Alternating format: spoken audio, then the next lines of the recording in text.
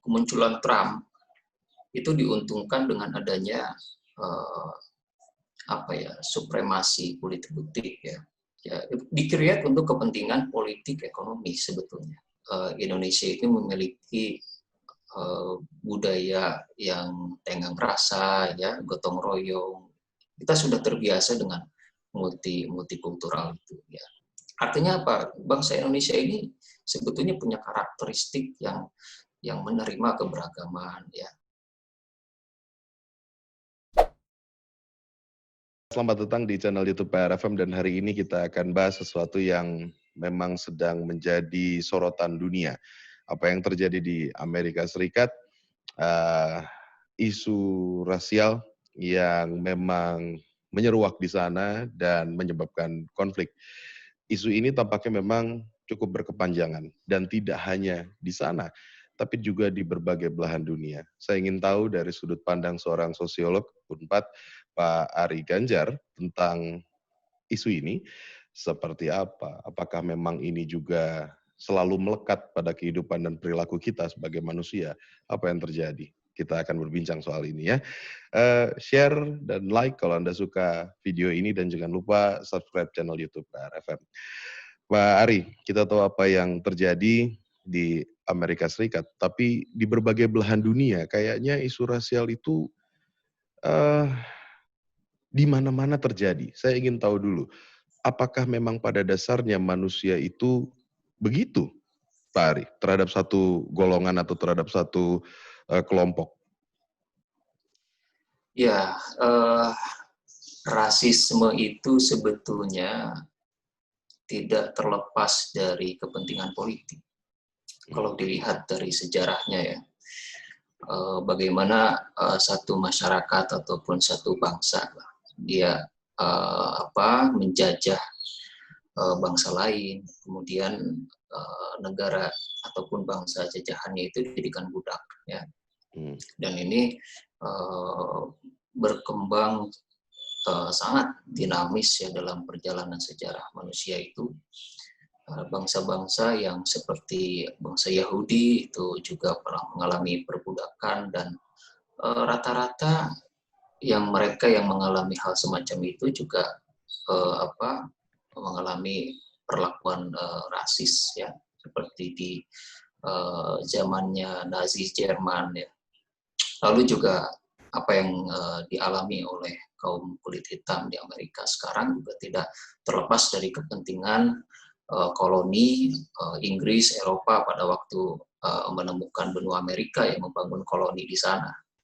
Dan yang kita rasakan di Indonesia, ya rasisme itu bukan hanya bentuknya memang rasisme itu pada dasarnya melihat kepada karakteristik biologis ya, karakteristik biologis, tetapi karakteristik biologis yang dikonstruksikan secara sosial.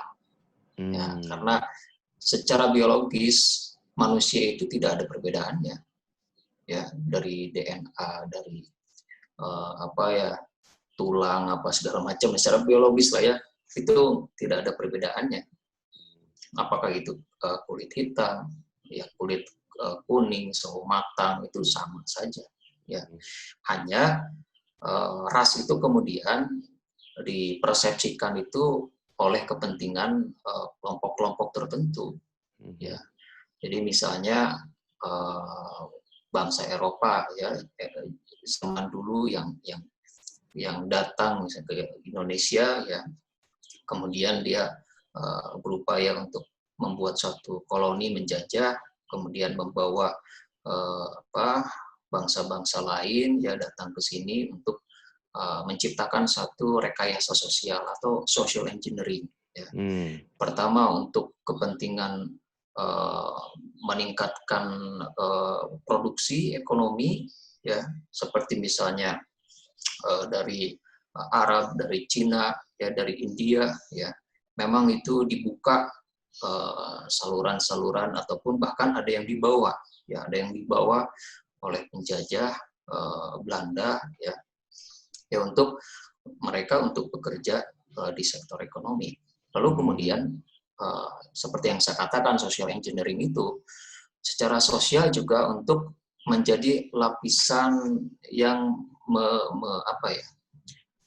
memperantarai ya antara yang dikatakan pribumi atau masyarakat yang memang sudah lama menetap di situ dengan penjajah.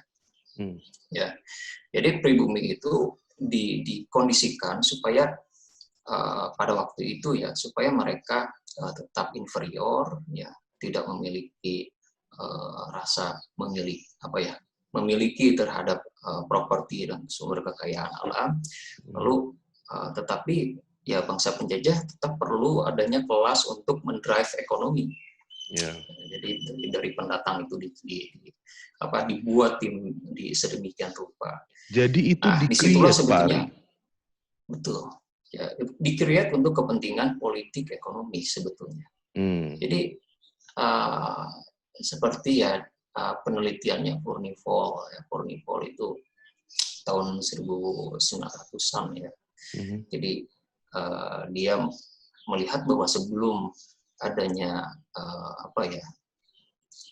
intervensi penjajah ya, kita dengan setiap bangsa itu ya, apakah itu misalnya katakanlah antara suku bangsa yang ada di sini ya maupun antar ras, itu terjadi hubungan simbiosis mutualisme ya. Mereka memang hidup masing-masing misalnya secara ekonomi, secara budaya ya. Nah, tapi setelah adanya kepentingan politik ekonomi ini dikelas-kelaskan. Yang paling kentara itu di Kota Bandung sebetulnya bisa kelihatan secara spasial ya, geografis spasial. Di wilayah utara itu diperuntukkan untuk Belanda, Eropa, lalu kemudian ke tengah itu untuk di sana ada pecinan ya, lalu kemudian juga ada India, kita tahu di alun-alun itu kan ada ya bangunan-bangunan yang dimiliki oleh orang-orang India, terus kemudian juga bangsawan dikatakan bangsawan pribumi ya, abdi dalam segala macam dalam kaum itu kan di tengah. Nah, semakin ke selatan itu semakin masyarakat katakanlah masyarakat miskin. Itu secara ruang saja oleh penjajah sudah dibagi-bagi semacam itu. Supaya muncul adanya kecemburuan sosial, supaya muncul adanya kebencian terhadap ras ataupun etnik tertentu. Saya baru mau nanya Pak Ari, baru mau nanya ke situ, artinya begini, apakah itu akan menimbulkan konflik begitu? Seperti yang kita tahu kan konflik ini kan tidak berada di 1-2 tempat saja, tapi di berbagai belahan dunia, isu ini akhirnya berujung konflik gitu Pak Ari? Memang itu diciptakan sebagai manajemen konflik. Memang itu diciptakan sebagai manajemen konflik. Manajemen konflik itu artinya konflik tidak dihilangkan, tetapi dimanage ketika sewaktu-waktu memang diperlukan. Karena konflik ini bagi pihak tertentu ya, apalagi ketika kita berbicara kolonialisme ya, ya konflik itu diperlukan ya supaya misalnya perhatian dari masyarakat yang dijajah itu tidak terlalu terpusat kepada pihak kolonial gitu kan. Jadi perlu adanya semacam itu. Jadi sebelum bermusuhan dengan pihak kolonial ya pribumi itu ya bermusuhan dengan ras-ras lain. Gitu. Antar agama juga dibuat itu semacam satu permusuhan. Ya, jadi tidak heran dimanapun ya tidak hanya di Indonesia seperti di Afrika ya atau di negara-negara di Asia lainnya yang mengalami penjajahan itu minoritas ya biasanya itu ditempatkan sebagai penguasa sebagai mereka yang mendapatkan privilege atau keistimewaan ya secara politik maupun ekonomi itu didesain seperti itu ya supaya muncul ada kecemburuan dan lain sebagainya. Saya ingin tarik ke konflik yang hari ini dunia lihat begitu yang terjadi di Amerika Serikat. Ya karena itu memang katanya sudah banyak yang dikuak kembali di tahun 2014, 15, 17 bahkan sampai yang kemarin. Bahkan kita tahu Amerika sebelumnya pun mengalami isu yang sama begitu ya. Tapi kan yang kali ini chaos-nya terjadi di mana-mana. Apa untungnya mereka menggaungkan isu itu ya? Saya ingin tahu pandangan Pak Ari juga. Kalau di sana kayak apa Ya, ini? Apa untungnya? kalau kita lihat ya kemunculan Trump itu diuntungkan dengan adanya supremasi politik ya. Trump itu kan dia muncul ketika Barat mengalami resesi, ya resesi ekonomi terutama pada waktu itu. Dan tidak hanya di Amerika, tetapi di Eropa ya ada semacam suatu kambing hitam, ya, yang mereka adalah golongan-golongan minoritas seperti imigran, ya, yang dianggap itu sebagai ancaman, ya, para pendatang itu dianggap sebagai ancaman. Nah, ini tetapi itu kan hanya persepsi untuk kepentingan politik yang dinamakan dengan populisme itu tadi. Jadi isu itu kemudian dimanipulasi ya supaya menjadi semacam satu keprihatinan ya, concerns mayoritas ya, dan itu untuk kepentingan politik ya, itu dikonversi menjadi suara di dalam pemilu ya. Nah, karena itu ya meskipun ini tidak terjadi di semua negara Barat itu ya, ada beberapa yang tidak melakukan itu seperti Jerman ya. Jerman itu dia malah ketika negara-negara Eropa lain menganggap para imigran dari Afrika dan juga dari Timur Tengah itu ancaman, ketika krisis ekonomi Angela Merkel melihat imigran itu sebagai potensi untuk mendorong perekonomian nasional, dan terbukti itu dalam beberapa tahun, 2 tahun itu terbukti berhasil. Ya, jadi di tahun 2016 ya justru Jerman menjadi suatu kekuatan ekonomi terbesar di Eropa dengan jasa dari para imigran itu. Jadi sebetulnya fakta-fakta yang semacam itu hanya rekayasa untuk kepentingan politik. Ya, di Eropa itu di Italia, ya, di Inggris, ya, terpilihlah pemimpin-pemimpin yang memang dia sering mengungkapkan sentimen yang rasis semacam itu.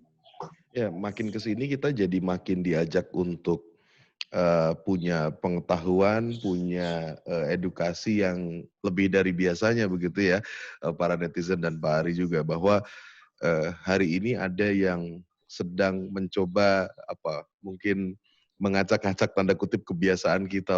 Toh sebetulnya dalam kehidupan sehari-hari mungkin saja yang nonton video ini enggak kok, saya tidak mengalami hal-hal seperti itu, saya tidak merasakan hal-hal seperti itu, tapi bagi yang mungkin merasakan atau mungkin orang-orang yang baru nonton 1-2 berita udah panas gitu kayak mendengar isu seperti tadi, bagaimana kita sebagai masyarakat memanage itu? Kita sudah tahu tadi bahwa itu adalah bagian dari sesuatu yang dibuat, ya ada kepentingannya di situ, ada tujuan dan sebagainya di situ. Tapi sebagai masyarakat di bawah yang langsung bergesekan dengan masyarakat yang lain atau golongan yang lain atau bahkan kepentingan di atasnya, bagaimana kita harus bersikap sih menanggapi isu rasialisme ini sebagai masyarakat, Pak Ari? Ya, jadi pada intinya kalau kita tahu mengapa ya, kita pun semestinya tahu harus bagaimana ya. Jadi intinya masyarakat itu ya harus disadari juga bahwa sikap rasis mereka itu berasal dari mana sih ya. Kekhawatiran terhadap kelompok minoritas ya, kekhawatiran terhadap adanya bangsa-bangsa atau suku bangsa tertentu ya, pendatang dan lain sebagainya ya.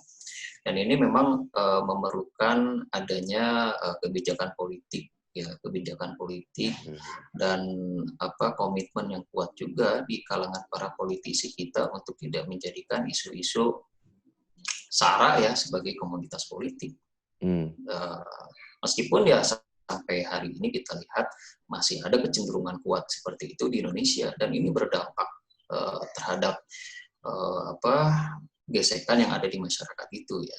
Kalau untuk di tingkat masyarakat yang memang awam ya, saya kira kita memiliki mekanisme budaya ya yang bisa cukup manjur mengatasi rasisme, karena Indonesia itu tidak mengalami satu rasisme yang separah seperti di Amerika, ya, atau separah seperti di negara-negara Eropa, ya. Karena Indonesia itu memiliki budaya yang tenggang rasa, ya, gotong royong. Kita sudah terbiasa dengan multikultural itu, ya. Nah, tetapi ketika di situ gesekan ekonomi, ya, gesekan kepentingan politik, lalu muncul kasus-kasus rasisme semacam itu. Salah satu contoh ada satu kelompok garis keras, ya, yang sehari-hari itu di televisi itu menampilkan aksi kekerasan, ya, terhadap kelompok itu, ya. Tetapi setelah kita telusuri lebih lanjut, ternyata juga mereka itu dengan kelompok yang diserangnya itu pernah melakukan kerjasama bakti sosial bareng-bareng. Tetapi ini memang jarang diungkap oleh publik, gitu. Iya. Yang kita tahu mereka itu berantem terus setiap hari, kita tahunya begitu gitu ya. Tapi nggak jarang rupanya mereka bukan kumpul berantem, bareng. menggeruduk, bukan berantem. Yang pihak yang satu ini minoritas. Oh. Ya, digeruduk, dibubarkan, dan lain sebagainya. Iya. Nah, akan tetapi, ya, ketika itu didekati oleh pemerintah, duduk bersama, ya, dialog, besok-besoknya tidak ada masalah. Bahkan mereka membuat satu kegiatan. Artinya apa? Ada mungkin keuntungan ekonomi yang di-share terhadap kelompok yang menggeruduk itu, gitu ya. Ya, itu kemudian bisa melakukan kerjasama, bisa melakukan dialog secara akrab, ya. Artinya apa? Bangsa Indonesia ini sebetulnya punya karakteristik yang menerima keberagaman, ya. Hanya saja ketika ada kepentingan itu, nah ini yang menjadi merusak. Tetapi ketika itu sudah ada kebijakan politik itu tadi, ya. Ada kebijakan politik, ada intervensi, sebetulnya lebih mudah bisa diatasi ketimbang di negara-negara lain yang sudah generasi ke generasi mereka mengalami rasisme. Ini buat saya sih, ini buat saya kalimat muncul, yang ini buat saya sih kalimat yang menenangkan sih, Pak Ari, ya. Kita punya basic, kita punya dasar itu bahwa bangsa Indonesia dari mulai leluhur kita sudah terbiasa dengan bermacam ragam suku, bahasa, ras dan sebagainya gitu ya. Iya, ya, kita bisa lihatlah dulu itu, ya. Gus Dur dengan FPI itu kan tahun 2006 kalau nggak salah, ya. Itu hampir antar pendukungnya. Tetapi mereka punya manajemen konflik yang sangat bagus, gitu. Ya, sehingga tidak terjadi satu konflik yang besar. Jadi kita itu punya potensi, ya, punya kekuatan budaya, ya, untuk mengelola konflik ini dengan cara-cara kita, ya, sehingga tidak muncul konflik yang meluas seperti itu tadi. Dan saya kira juga yang terjadi di Amerika, ya, ketidakadilan dan sebagainya itu kan karena dorongan adanya kepentingan politik ekonomi, di mana Trump, ya, ingin menunjukkan superioritasnya ketika popularitasnya kan sedang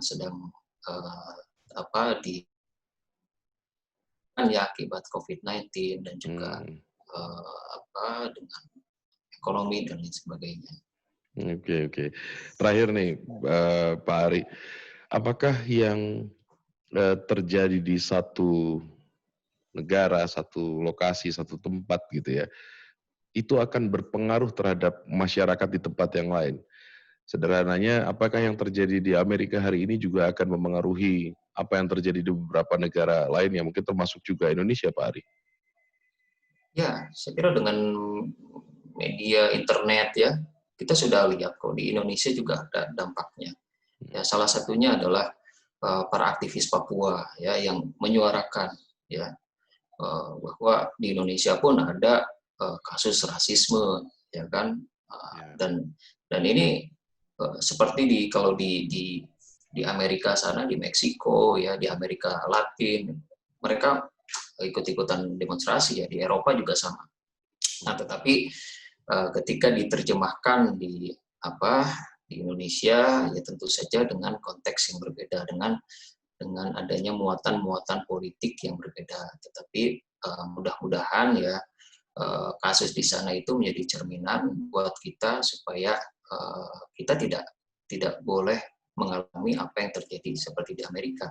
Rasisme yang ada di dalam diri kita sekecil apapun ini perlu dibenahi. Ya, tetapi tentu saja pendekatannya bukan hanya secara sosialisasi dan lain sebagainya, tetapi juga melalui keadilan, ya terutama keadilan ekonomi menurut saya.